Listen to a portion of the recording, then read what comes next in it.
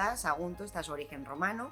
Sagunto entra en la historia, Saguntum en este caso, por desencadenar la Segunda Guerra Púnica entre romanos y cartagineses. Bueno, pues afortunadamente la ciudad todavía conserva huellas de su pasado romano, conserva diferentes monumentos, y luego ya dentro de los edificios de espectáculo tenemos la Puerta del Circo Romano y el Teatro Romano de Sagunto, que es el único teatro romano de la Comunidad Valenciana y primer monumento nacional de España.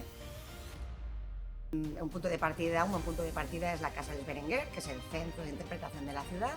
Desde esta casa es donde salen todas las rutas que conforman el patrimonio histórico de la ciudad.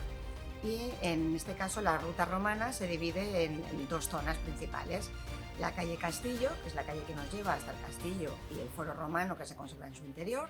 Y en esta calle podemos ver el Museo Histórico, donde se conservan pues inscripciones y esculturas de época romana. Después podemos visitar el Teatro Romano y, por último, el foro arriba en el castillo. Lo más llamativo de la ciudad de Sagunto es que todo su patrimonio romano se encuentra dispuesto tal y como se encontraba la ciudad en época romana.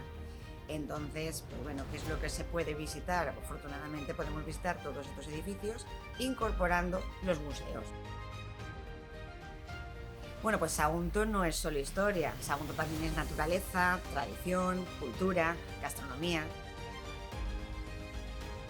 Os invitamos a hacer una auténtica escapada en el tiempo, en la histórica Sagunto, un viaje en el tiempo que os va a llevar por diferentes escenas: la escena romana, la escena judía, la escena grial, y un viaje que podéis hacer los 365 días del año en esta ciudad, en esta maravillosa e histórica ciudad, Saguntum.